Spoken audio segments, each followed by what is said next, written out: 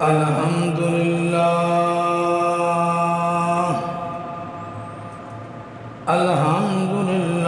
نحمده ونستعینه ونستغفر به ونؤمن به ونتوکل علیہ ونعوذ باللہ من شرور انفسنا ومن سیئات اعمالنا من يهده الله فلا مضل له ومن يضلله فلا هادي له ونشهد أن سيدنا وسندنا وشفيعنا ومأوانا وملجانا وأولانا وأفضلنا وأكرمنا ونشهد أن محمدًا عبده ورسوله أما بعد فقد قال الله تبارك وتعالى في كلامه المجيد والفرقان الحميد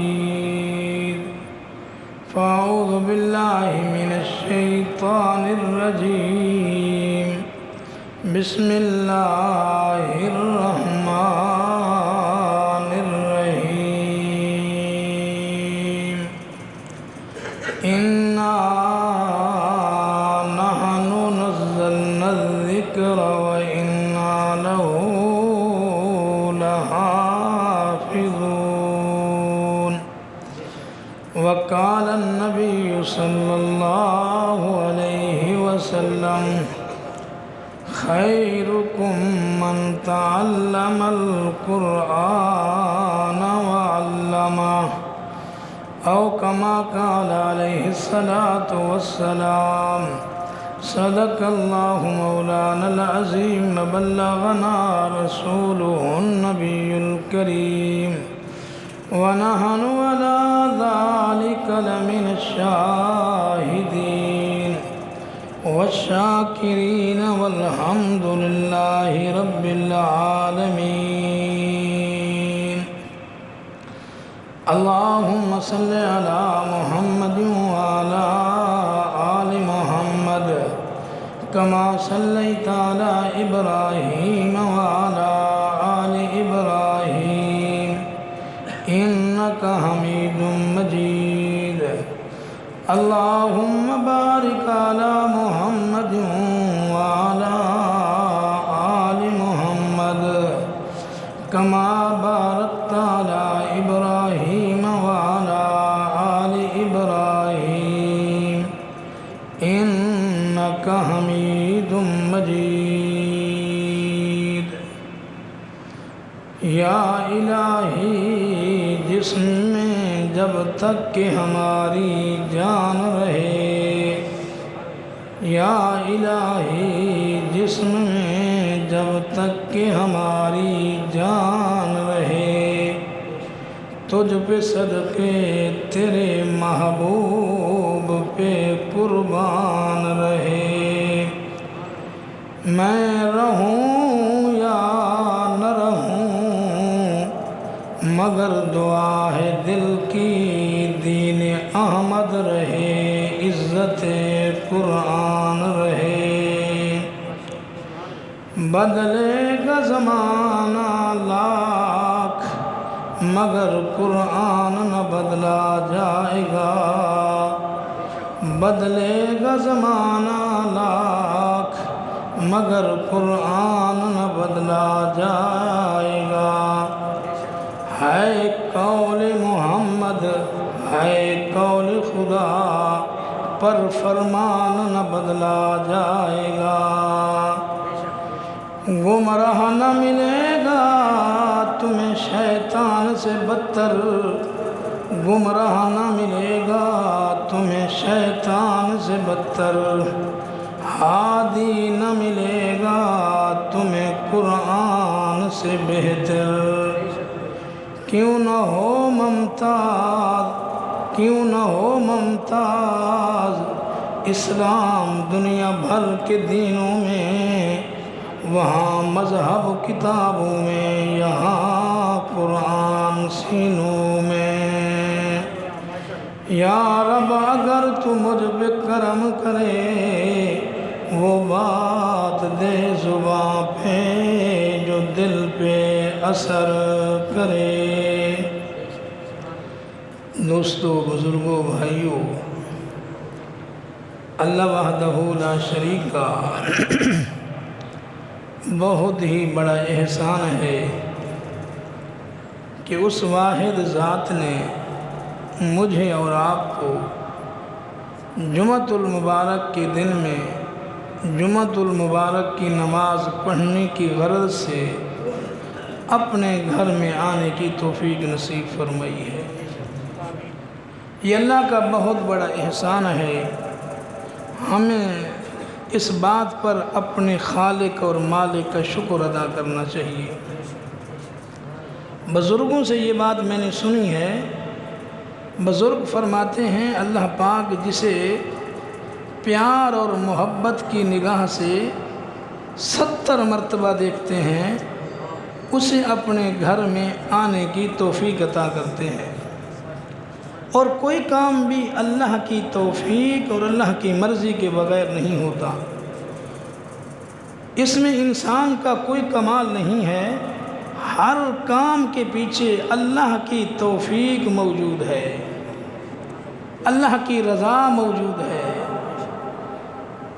تو ہم اللہ کا شکر ادا کریں کہ اللہ نے ہمیں جمعۃ المبارک کی نماز پڑھنے کی غرض سے اپنے گھر میں آنے کی توفیق نصیب فرمائی، پھر دین کی نسبت سے دین کی بات کہنے اور سننے کی توفیق نصیب فرمائی۔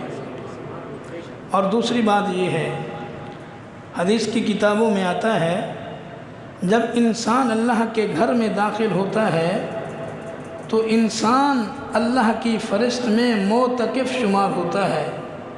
تو جب تک انسان اگر مسجد میں داخل ہوتے ہوئے اعتکاف کی نیت کر لے، تو جب تک انسان اللہ کے گھر میں موجود ہے، نماز پڑھ رہا ہے، ذکر کر رہا ہے، اذکار کر رہا ہے، خاموش بیٹھا ہے، اللہ کی فہرست میں وہ معتکف شمار ہو رہا ہے۔ تو ہم سب مسجد میں بیٹھے ہوئے اعتکاف کی نیت کر لیں تاکہ ہمیں یہ اجر اور ثواب مفت مل جائے۔ میں نے آپ احباب کے سامنے جو آیت مقدس پڑھی ہے، اس میں اللہ وحدہ لا شریک نے قرآن کی عظمت اور فضیلت کو بیان فرمایا ہے۔ جتنے انبیاء علیہم السلام اس دنیا میں تشریف لائے ہیں، ہر نبی کو اللہ نے اپنے دین اور مذہب کی صداقت کے لیے اور اپنے نبوت کی سچائی کے لیے اللہ نے ہر نبی کو کوئی نہ کوئی معجزہ عطا فرمایا ہے۔ دنیا والے اس معجزے کو دیکھ کر اللہ کے نبی کی نبوت کی تصدیق کرتے تھے، اور ہر نبی کو اللہ نے کوئی نہ کوئی معجزہ اپنی نبوت پر ضرور عطا فرمایا ہے۔ وہ وقت نہیں کہ میں نبیوں کی معجزوں کی تفصیل میں جاؤں، لیکن اتنی بات ضرور عرض کروں گا، جو نبی آیا اللہ نے اس نبی کو اپنی نبوت پر معجزہ دیا، جب تک نبی رہے نبی کا معجزہ بھی باقی رہا۔ جب نبی اس دنیا سے پردہ فرماتے گئے، نبی کا معجزہ بھی ساتھ ساتھ چلا گیا۔ لیکن آخر میں امام الانبیاء، خاتم الانبیاء، محمد الرسول اللہ صلی اللہ علیہ وسلم کی سر پہ جب اللہ نے نبوت کا تاج سجایا، 1,24,000 انبیاء کا امام بنایا، اللہ کے محبوب نے آ کے مکہ کی سرزمین پہ نبوت کا دعویٰ فرمایا، تو پھر جب انسان کسی چیز کا دعویٰ کرتا ہے تو کچھ لوگ اس کے دعوے کو ماننے والے ہوتے ہیں اور کچھ لوگ اس کے دعوے کو نہ ماننے والے ہوتے ہیں۔ جن کے دل میں اللہ نے رتی بھر ایمان رکھا ہوتا ہے وہ نبی کے معجزے کو دیکھ کر نبی کی نبوت کی تصدیق کرتے ہیں، لیکن کچھ بدبخت ایسے بھی ہوتے ہیں کہ وہ نبی کے معجزے کو دیکھ کر نبوت کو تسلیم نہیں کرتے، وہ نبی کی نبوت پر دلیل مانگتے ہیں کہ اگر آپ واقعی نبی ہیں اپنی نبوت پر دلیل پیش کریں۔ پھر اللہ اپنے نبی کی نبوت کو لوگوں پر ظاہر کرنے کے لیے، لوگوں کے ذہن میں، دماغوں میں نبی کی نبوت کو اجاگر کرنے کے لیے اللہ پھر اپنے نبی کو معجزات عطا کرتا ہے۔ تو معجزہ کہتے ہیں کہ اگر خلاف عادت کوئی بات اللہ کے نبی کے ہاتھ پہ ظاہر ہو جائے تو وہ نبی کی نبوت ہوا کرتی ہے، وہ نبی کی نبوت کا معجزہ ہوتی ہے۔ اگر خلاف عادت کوئی بات جس کو عقل نہیں مانتا، دماغ نہیں مانتا، اگر وہ بات نبی کے ہاتھ پہ ظاہر ہوتی ہے تو وہ نبی کا معجزہ ہے۔ اگر وہی بات کسی اولیاء اللہ کے ہاتھ پہ ظاہر ہوتی ہے تو وہ ولی کی کرامت ہوتی ہے۔ ہم انبیاء علیہ السلام کے معجزات کو بھی مانتے ہیں، ہم اولیاء اللہ کی کرامات کو بھی مانتے ہیں۔ کرامات بھی برحق ہیں، نبی کا معجزہ بھی برحق ہے۔ جب مشرکین مکہ نے اللہ کے نبی کی نبوت کا معجزہ مانگا، اللہ نے اپنے محبوب کو 1 نہیں، 2 نہیں، 3 نہیں، 1000 نہیں، 2000 نہیں، بلکہ بے شمار معجزات عطا کیے ہیں۔ لیکن یہ بات بتاتا چلوں، اللہ کے نبی کے کچھ معجزات عملی تھے، اللہ کے نبی کے کچھ معجزات علمی تھے۔ حدیث پاک میں اللہ کے نبی کے عملی معجزات کے بے شمار معجزات تھے، لیکن ان کی تعداد کم و بیش 4000 کے قریب آتی ہے کہ 4000 معجزات اللہ نے اپنے نبی کو عملی طور پر دیے ہیں۔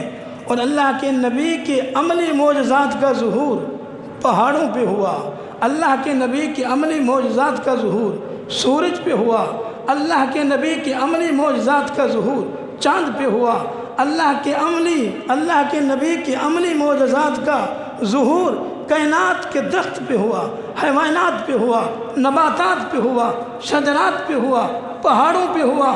پہاڑ 2 ٹکڑے ہوتا ہے، اللہ کے محبوب کے معجزہ ہے۔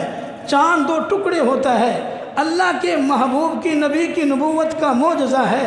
اگر اللہ کے محبوب گویا کہ درخت چل کے اللہ کے محبوب کے قدموں میں آتا ہے، یہ اللہ کے نبی کا عملی معجزہ ہے۔ اگر اللہ کے محبوب پہاڑ پہ کھڑے ہیں، پہاڑ ہلتا ہے، اللہ کا نبی کہتا ہے پہاڑ تجھے علم نہیں ہے، تیرے وجود پہ ایک نبی ہے، ایک صدیق ہے، ایک عمر ہے، تھم جا۔ پہاڑ رک جاتا ہے، پہاڑ تھم جاتا ہے۔ یہ اللہ کے نبی کا عملی معجزہ ہے۔ غرض میں گنتا چلوں تو بے شمار معجزات ہیں، گویا کہ 4000 سے زیادہ معجزات اللہ نے اپنے نبی کو عطا فرمائے ہیں۔ لیکن اللہ کے محبوب کا ایک معجزہ ہے جو علمی ہے، جس کو وحی کہتے ہیں۔ اللہ کے محبوب صلی اللہ علیہ وسلم کا یہ علمی معجزہ وحی ایک ایسا معجزہ ہے، نہ اس کا انکار کلمہ پڑھنے والا کر سکتا ہے، نہ اس کا انکار مشرک کر سکتا ہے، نہ اس کا انکار منافق کر سکتا ہے، نہ اس کا انکار مسلمان کر سکتا ہے، نہ کافر کر سکتا ہے، نہ ملحد کر سکتا ہے۔ کوئی انسان ہو جس کے اندر عقل اور دماغ اور شعور ہو وہ اللہ کے نبی کے اس علم معجزے کا انکار نہیں کر سکتا۔ کیوں کہ اللہ کا یہ نبی کا یہ علمی معجزہ، اگر ہم سے کوئی پوچھے کہ تم اللہ کے نبی کا علمی معجزہ دکھاؤ کہ اللہ کے نبی کا علمی معجزہ کیا تھا، میں کہوں کہ اللہ کے نبی کا علمی معجزہ یہ اللہ کا قرآن ہے۔ اگلا کہے گا یہ قرآن تو اوراق میں کاغذ میں لکھا ہوا ہے، یہ کاغذ ختم ہو جائے گا، اللہ کے نبی کا یہ معجزہ بھی ختم ہو جائے گا۔ یہ کیسے اللہ کے نبی کا معجزہ ہو سکتا ہے؟ معجزہ تو کہتے ہیں جو ہمیشہ سے ہو، ہمیشہ رہے۔ یہ قرآن اوراق پہ لکھا ہوا ہے، سیاہی ہے، سیاہی مٹتی چلی جائے گی، اللہ کے نبی کا معجزہ بھی مٹتا چلا جائے گا۔ میں اس انسان سے کہوں گا، میں آپ کو یہ کاغذ کی مثال نہیں دیتا، میں آپ کو اپنے سامنے 10 سال کا بچہ لا کے کھڑا کرتا ہوں۔ 10 سال کا بچہ آتا ہے، وہ اللہ کا قرآن پڑھتا ہے، اللہ کا قرآن بچے کے سینے میں محفوظ ہو گیا، لیکن کوئی دنیا کی طاقت اللہ کے قرآن کو کسی مسلمان کے دل سے مٹا نہیں سکتا۔ ایک نہیں، دو نہیں، سینکڑوں حفاظ موجود ہیں، اور اس وقت سے جب سے قرآن نازل ہوا اس وقت سے لے کر لوگوں نے، حفاظ نے قرآن سینوں میں محفوظ کرنا شروع کیا ہے۔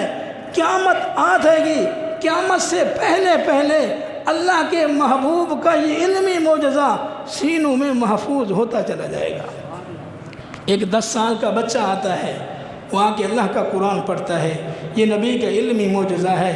اور یہ بات بھی آپ کو بتاتا جاؤں، یہ اللہ کا قرآن ایک ایسی کتاب ہے، اللہ کے محبوب نے فرمایا، اللہ فرماتے ہیں، حدیث قدسی کا مفہوم ہے، محبوب میں نے آپ کو ایک ایسا معجزہ عطا کیا ہے، یہ مٹنے سے مٹ بھی نہیں سکتا۔ ایک فرمایا انزل، تو یہ دھونے سے دھل بھی نہیں سکتا۔ بچہ 10 سال کا ہے، اس کے سینے میں اللہ کا قرآن محفوظ ہے، صبح سے لے کر شام تک نہر میں، دریا میں نہاتا ہے، کودتا ہے، پانی میں بیٹھا ہوا ہے، لیکن قرآن اللہ کا سینے میں محفوظ ہے، یہ دھل بھی نہیں سکتا، یہ ختم بھی نہیں ہو سکتا۔ گویا کہ اللہ نے ایک ایسا معجزہ اپنے نبی کو عطا فرمایا ہے، یہ دھلنے سے دھل نہیں سکتا، مٹنے سے مٹ نہیں سکتا، ختم کرنے والوں کے ختم کرنے سے ختم نہیں ہو سکتا۔ اور آپ کو یہ بات بتاتا چلوں، مشکات شریف میں ایک حدیث آتی ہے، اللہ کے محبوب صلی اللہ علیہ وسلم نے فرمایا، یہ قرآن اللہ کے محبوب کا ایسا علمی معجزہ ہے، اس کو سونے والا بھی پڑھتا ہے، جاگنے والا بھی پڑھتا ہے۔ میں آپ کو اس کی ایک مثال دوں، آپ نے دیکھا ہوگا، کئی دفعہ اس بات کا تجربہ کیا ہوگا، چھوٹے چھوٹے بچے جو قرآن کو حفظ کرتے ہیں، قرآن پڑھتے پڑھتے پڑھتے رات کو سو جاتے ہیں، جب سو جاتے ہیں رات کو نیند میں ان کے قرآن پڑھنے کی آواز آتی ہے، رات کو نیند میں بھی اللہ کا قرآن پڑھ رہے ہوتے ہیں۔ آپ نے بارہا دیکھا ہوگا، کوئی حافظ قرآن کسی ڈاکٹر کے پاس چلا جائے، اس کا آپریشن ہو، وہ اس کو نشہ دے دے، تو نشے کے عالم میں بھی حافظ قرآن اللہ کا قرآن پڑھ رہا ہوتا ہے۔ گویا کہ نشے کی حالت تو نیند کی حالت ہے، جنون کی حالت ہے، بچہ سویا ہوا ہے، لیکن اللہ کے محبوب کا ایسا علمی معجزہ ہے، بچہ بھی اللہ کا قرآن پڑھ رہا ہے۔ اور یہ بات آپ کو اور مزید بتاتا چلوں، اس کو نیند والا بھی پڑھتا ہے، بیداری والا تو پڑھتا ہی پڑھتا ہے۔ لیکن آپ کو ایک بات بتاؤں، مشکات شریف میں ایک اور حدیث آتی ہے، اللہ کے محبوب صلی اللہ علیہ وسلم نے فرمایا، یہ کتاب ایسی ہے، اس کو زندہ بھی پڑھتا ہے، اس کو مردہ بھی پڑھتا ہے۔ حدیث میں آتا ہے، ایک صحابی نے، ایک شخص نے جا کے ایک جگہ خیمہ لگایا، اس کو پتہ نہیں تھا کہ یہاں کیا چیز ہے، اس نے جا کے دن کو خیمہ لگایا، جب خیمہ لگایا تو رات کو خیمے سے قرآن پڑھنے کی آواز آئی۔ اس کے علم میں نہیں تھا کہ نیچے کوئی قبر تھی، اس نے قبر پہ خیمہ لگا دیا، جب خیمہ لگایا رات کو وہاں سے اللہ کے قرآن کی پڑھنے کی آواز آئی۔ صحابی اٹھا، جا کے اللہ کے محبوب کو صبح بتلاتا ہے، اللہ کے محبوب میں نے خیمہ لگایا تھا اور رات کو خیمے سے اللہ کے قرآن کی پڑھنے کی آواز آ رہی تھی، کوئی پڑھنے والا پڑھ رہا تھا، تبارک الذی بیدہ الملک وہو علی کل شیء قدیر الذی خلق الموت والحیاۃ لیبلوکم ایکم احسن عملا۔ یہ اللہ کے قرآن کی آواز آ رہی ہے۔ وہ صحابی کہتے ہیں میں سنتا رہا ساری رات اللہ کے قرآن کی پڑھنے کی، قبر سے نیچے، خیمے کے نیچے سے، زمین سے آواز آ رہی ہے۔ صحابی کہتے ہیں صبح میں اٹھا، اٹھنے کے بعد میں کالی کمری والے محبوب محمد الرسول اللہ صلی اللہ علیہ وسلم کی خدمت میں پہنچا۔ میں نے جا کے یہ ساری بات بتائی، اللہ کے محبوب میں نے رات کو خیمہ لگایا تھا، خیمہ لگانے کے بعد جب رات ہوئی تو قرآن پڑھنے کی آواز آئی، تبارک الذی بیدہ الملک وہو علی کل شیء قدیر الذی خلق الموت والحیاۃ لیبلوکم ایکم احسن عملا۔ اللہ کے محبوب صلی اللہ علیہ وسلم نے فرمایا او میرے صحابی پریشان نہ ہو۔ حدیث میں آج اللہ کے محبوب نے فرمایا سورۃ ملک کے متعلق آتا ہے جو مسلمان سونے سے پہلے سورۃ ملک پڑھ کے سوتا ہے، قبر میں ہو یا حشر میں ہو، سورۃ ملک اس کے لیے حفاظت بن جاتی ہے۔ یہ وہ سورۃ ملک اس کی حفاظت کر رہی ہے۔ لہذا اگر تم مجھے نہ بتلاتا یہ روزانہ اللہ کے قرآن کی پڑھنے کی آواز آتی رہتی، معلوم ہوا زندہ تو پڑھتا ہے، مردہ بھی اللہ کا قرآن پڑھتا ہے۔ میں دور نہیں جاتا، میں ایک واقعہ آتا ہے، لکھا ہے ایک استاد تھا، ایک شاگرد تھا۔ حافظوں کی عادت ہوتی ہے، ایک حافظ ایک رکوع سناتا ہے، وہ پھر خاموش ہو جاتا ہے، پھر دوسرا حافظ سناتا ہے۔ جب ایک رکوع ختم ہو جاتا ہے وہ حافظ خاموش ہو جاتا ہے، دوسرا حافظ سناتا ہے۔ استاد اور شاگرد نے آپس میں ایک دوسرے کو قرآن سنانا شروع کیا۔ ہماری اصطلاح میں اس کو دور کہتے ہیں۔ استاد اور شاگرد آپس میں دور کر رہے تھے، ایک دوسرے کو زندگی میں قرآن سنا رہے تھے۔ علماء نے لکھا ہے اللہ کا کرنا ایسا ہوا، موت برحق ہے، ہر مسلمان کو موت نے آنا ہی آنا ہے، موت کا مزہ ہر انسان نے چکھنا ہی چکھنا ہے۔ استاد شاگرد دور کر رہے تھے لیکن استاد پہ موت آ گئی، استاد فوت ہو گیا، اس دنیا فانی سے چلا گیا۔ شاگرد کے دل میں خیال آیا یار میرا استاد تھا، دنیا کے اندر مجھے قرآن پڑھاتا بھی تھا، میرا قرآن سنتا بھی تھا، آج وہ دنیا سے چلا گیا ہے۔ دل میں فکر پیدا ہوا کہ میں جاؤں اپنے استاد کی قبر پہ اللہ کا قرآن پڑھ کے آؤں۔ میں مسلمانوں جنوالا کے مسلمانوں خدا کی قسم ایک دست بدستہ ایک عرض کروں گا، دست بدستہ ایک گزارش کروں گا، اپنے بچوں کو حافظ قرآن پڑھو تاکہ تم اس دنیا سے چلے جاؤ، تمہاری قبر پہ کوئی الحمدللہ کوئی سورۃ فاتحہ پڑھنے والا بھی ہو، اللہ کا قرآن پڑھنے والا بھی ہو۔ استاد چلا گیا، شاگرد اس کی قبر پہ پہنچا، جا کے شاگرد نے اللہ کا قرآن پڑھنا شروع کیا، پڑھتا جا رہا ہے۔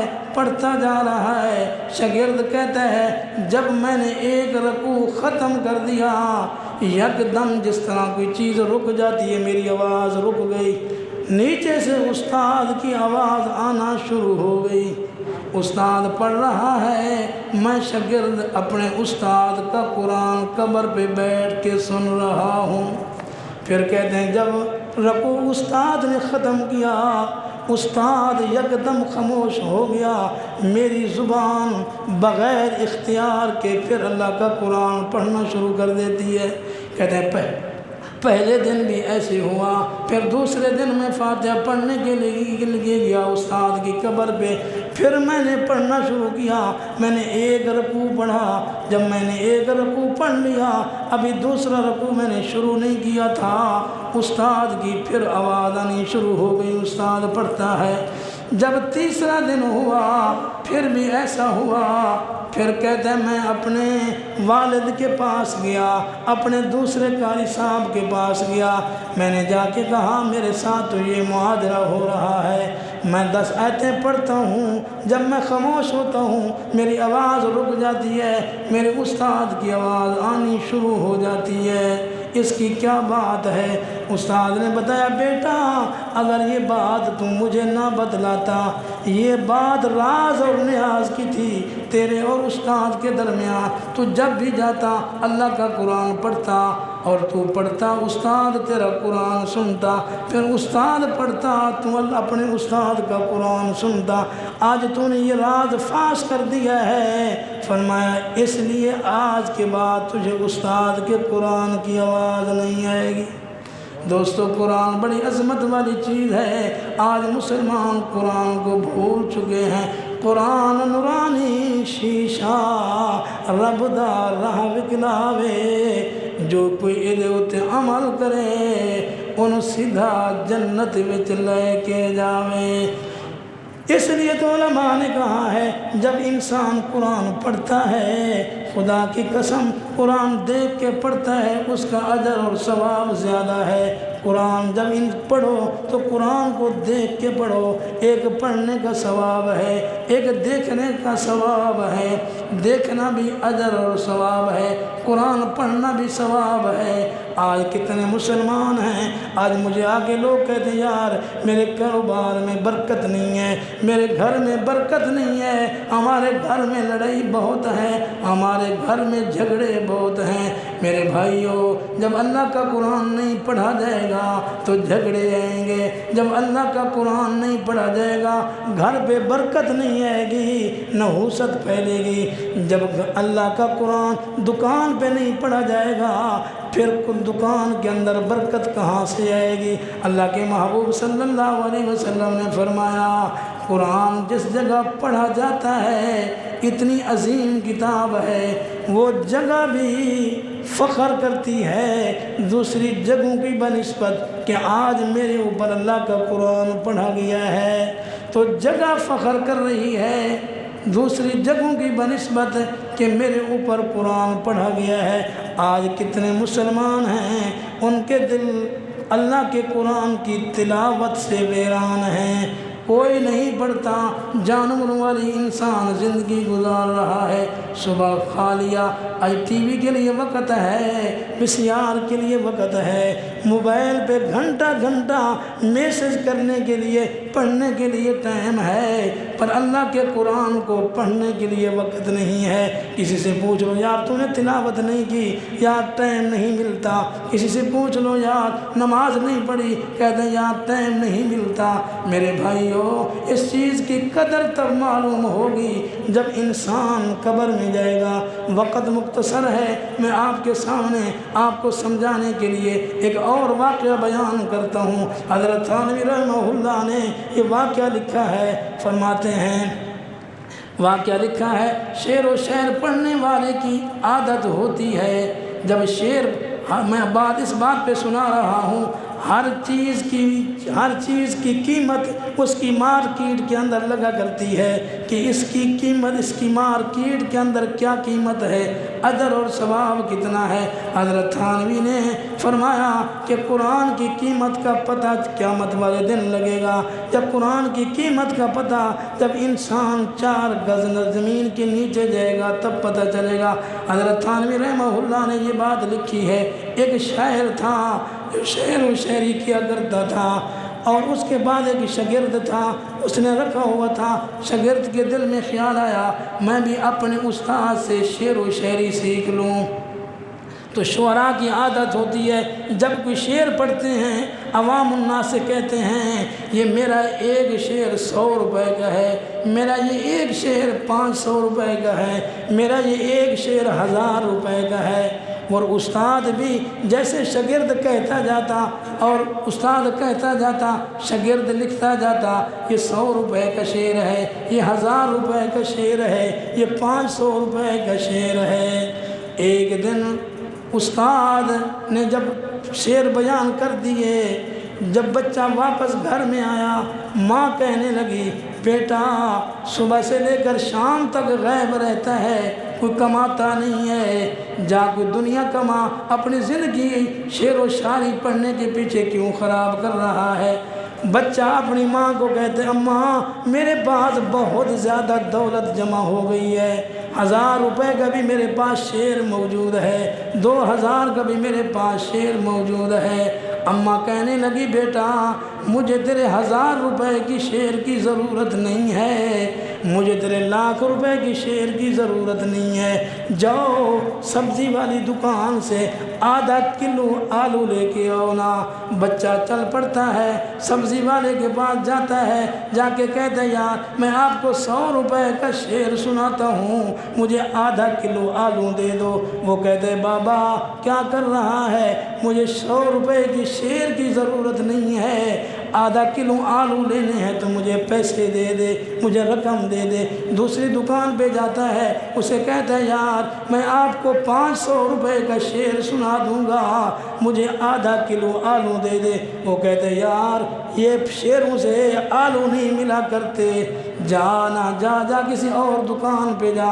دوسری دکان پہ جاتا ہے، جا کے اسے کہتا ہے یار میں آپ کو 1000 روپے کا شعر سنا دیتا ہوں، مجھے آدھا کلو آلو دے دینا۔ وہ کہتے ہیں یار یہ کچھ بھی نہیں ہے، جا اس سے آلو تجھے نہیں ملتے۔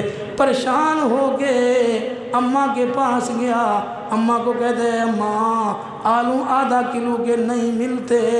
پھر اپنے استاد کے پاس شرما کے گیا، اپنے استاد کو جا کے کہتے ہیں استاد جی آپ تو سٹیجوں پہ کھڑے ہو کے کہتے ہیں یہ 1000 روپے کا شعر ہے، یہ 500 کا شعر ہے، مجھے تو اس شعر کے بدلے میں آدھا کلو آلو بھی نہیں ملتے، میں کدھر جاؤں، یہ کون سی دولت ہے؟ استاد کہتے ہیں بے وقوف تجھے کس نے کہا کہ تو سبزی والے کے پاس جا، تو جانا میں تجھے بتلاتا ہوں، کل بادشاہ کی دربار میں مشاعرہ ہونے والا ہے، وہاں بڑے بڑے شعراء جمع ہو رہے ہیں، وہ اپنا اپنا کلام پیش کریں گے، وہاں جا کے تو اپنا کلام پیش کرنا۔ جب صبح ہوئی بادشاہ کی دربار میں بڑے بڑے شعراء آئے، ہر ایک شاعر نے اپنے اپنے شعر پیش کیے، یہ بچہ بھی کھڑا ہوا، اس نے اپنا ایک شعر پیش کیا، جب ایک شعر پڑھا تو کسی نے 100 روپیہ دے دیا، جب دوسرا شعر پڑھا کسی نے 500 روپیہ دے دیا، جب تیسرا شعر پڑھا کسی نے 1000 روپیہ دے دیا۔ واپس استاد کے پاس جاتا ہے، استاد کو کہتا ہے استاد جی بات آپ کی صحیح تھی، فرمایا ہر چیز کی مارکیٹ، ہر چیز کی قیمت اس کے مارکیٹ میں معلوم ہوتی ہے، شعراء کو شعراء کی قدر ہے، سبزی والے کو آلو کی قدر نہیں ہے۔ اس لیے استاد نے کہا، حضرت تھانوی نے لکھا جب انسان مرے گا، مرنے کے بعد 4 گز زمین میں جائے گا، پھر پتہ چلے گا کہ قرآن کی قیمت کیا ہے، قرآن کی مارکیٹ کا پتہ قبر میں چلے گا، قرآن کی مارکیٹ کا پتہ حشر میں چلے گا۔ جب انسان کی آنکھیں بند ہوں گی پھر پتہ چلے گا سورۃ ملک کا کیا فائدہ ہے روزانہ پڑھنے کا، جب آنکھیں بند ہوں گی پھر پتہ چلے گا کہ صبح صبح دکان پہ بیٹھ کے یا گھر میں بیٹھ کے سورۃ یاسین پڑھنے کا کیا فائدہ ہے۔ دوستو آج ہمارے دل اللہ کے قرآن سے ویران ہو چکے ہیں، ہم ویرانگی میں زندگی گزار رہے ہیں۔ میں عرض کر رہا تھا میسج پڑھنے کے لیے گھنٹوں گھنٹوں ہمارے پاس ٹائم ہے، میسج دیکھنے کے لیے گھنٹوں گھنٹوں ہمارے پاس وقت ہے، لیکن اللہ کے قرآن کو دیکھنے کے لیے، اللہ کے قرآن کو پڑھنے کے لیے ہمارے پاس 5 منٹ بھی نہیں ہے۔ اللہ کے صلی اللہ علیہ وسلم نے فرمایا ایمان والو قرآن روزانہ پڑھا کرو، اگرچہ ایک آیت ہی کیوں نہ ہو، یہ نہیں ہو سکتا انسان ایک دن بیٹھ کے پورا پارا پڑھ لے پھر ہفتہ ہفتہ قرآن کو دیکھے بھی نہیں اللہ کے محبوب نے فرمایا قرآن روزانہ پڑھو اگرچہ ایک آیت ہی کیوں نہ ہو، کیونکہ اللہ کے محبوب نے فرمایا خیرکم من تعلم القرآن وعلمہ۔ میں تو نہیں کہہ رہا، امام الانبیاء فرما رہے ہیں، فرمایا تم میں سے بہترین لوگ وہ ہیں جو اللہ کا قرآن پڑھتے ہیں، جو پڑھاتے ہیں۔ یہاں کوئی عالم کی قید نہیں ہے، یہاں کوئی حافظ قرآن کی قید نہیں ہے۔ اللہ کے محبوب نے فرمایا قرآن پڑھنے والا تاجر ہو، قرآن پڑھانے والا تاجر ہو، قرآن پڑھنے والا دکاندار ہو، یا قرآن پڑھانے والا دکاندار ہو، یا قرآن پڑھنے والی ماں بہن بیٹی ہو، یا قرآن پڑھانے والی ماں بہن بیٹی ہو، کوئی بھی ہو، مرد ہو یا عورت ہو، جو اللہ کے قرآن کو پڑھتا ہے، اللہ کی فہرست میں، اللہ کے محبوب کی فہرست میں وہ اعلیٰ ہے۔ دنیا کی نظروں میں ہو یا نہ ہو، دنیا والے اس کو بری نگاہ سے دیکھتے رہیں، لیکن اللہ اور اللہ کا رسول کی نظروں میں وہ محبوب بن جاتا ہے۔ اس لیے دوستو، اللہ کے قرآن کو خود بھی پڑھو، اللہ کا قرآن اپنے بچوں کو بھی پڑھاؤ، اپنی مائیں بہنیں بیٹیوں کو بھی پڑھاؤ۔ جس گھر میں اللہ کا قرآن پڑھا جاتا ہے وہاں نحوستیں ختم ہو جاتی ہیں، بے برکتیاں ختم ہو جاتی ہیں۔ وہاں اللہ کا قرآن جہاں پڑھا جاتا ہے اس دل پہ اللہ کی رحمت نازل ہوتی ہے، اس دکان پہ اللہ کی رحمت نظر آتی ہے، اس گھر میں اللہ کی رحمتیں نظر آتی ہیں۔ آج مسلمان پریشان ہیں، کیوں پریشان ہیں؟ کہ اللہ کے قرآن سے غافل ہیں، اللہ کے قرآن سے دور ہیں۔ اللہ کے محبوب نے فرمایا جو مسلمان بندہ صبح اٹھ کے اللہ کے قرآن کے نورانی الفاظ کی زیارت کرتا ہے، فرمایا اس کے نامہ اعمال میں ایک مقبول حج اور ایک مقبول عمرے کا ثواب لکھ دیا جاتا ہے۔ اللہ کے محبوب صلی اللہ علیہ وسلم نے فرمایا 3 چیزیں ایسی ہیں کہ ان کا دیکھنے کا ثواب اللہ نے اتنا رکھ دیا ہے، ایک مقبول حج اور ایک مقبول عمرے کا ثواب ملتا ہے۔ صحابہ نے پوچھا یا رسول اللہ وہ 3 چیزیں کون سی ہیں؟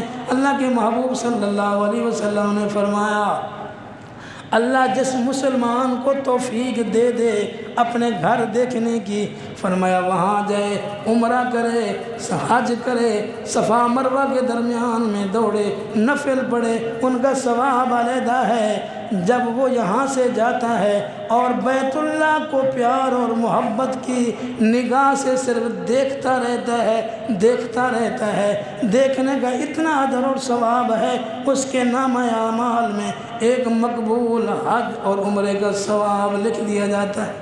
اور دوسرا فرمایا جس انسان کو اپنا اللہ پاک زندگی میں ماں باپ زندگی کے اندر اس کو دے دے، اپنی زندگی میں وہ صبح اٹھ کے پیار اور محبت کی نگاہ سے اپنی امی ابو کو محبت کی نگاہ سے دیکھتا ہے، خدمت کرتا ہے، اس کا ثواب علیحدہ ہے، اس کو دباتا ہے، اس کا ثواب علیحدہ ہے، ان کی کھانے پینے کی خدمت کرتا ہے، اس کا ثواب علیحدہ ہے۔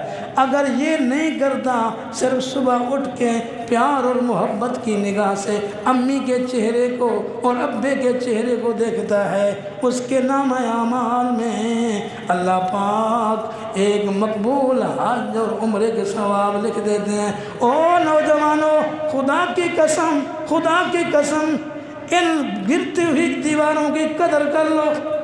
جب گھر سے ماں کا جنازہ اٹھتا ہے، ابے کا جنازہ اٹھتا ہے، اللہ کی رحمتیں بھی اٹھ جاتی ہیں، برکتیں بھی اٹھ جاتی ہیں۔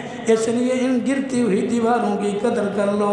اور تیسرا فرمایا جو مسلمان وضو کر کے صبح اٹھ کے اللہ کے گھر میں جا کے یا اپنے گھر میں اٹھ کے اللہ کے قرآن کو پڑھتا ہے، اس کا ثواب علیحدہ ہے۔ اگر اٹھ کے پڑھ نہیں سکتا، پڑھا ہوا نہیں ہے، ان نورانی الفاظ کی زیارت کرتا ہے، صرف دیکھتا ہے، اللہ پاک اس دیکھنے کی برکت سے اس کے نامہ اعمال میں ایک مقبول حج اور عمرے کا ثواب لکھ دیتے ہیں۔ دعا کریں اللہ پاک ہمیں اس کتاب سے سچی محبت نصیب فرمائے اور ہمارا خاتمہ ایمان پہ کرے۔ وآخر دعوانا الحمدللہ۔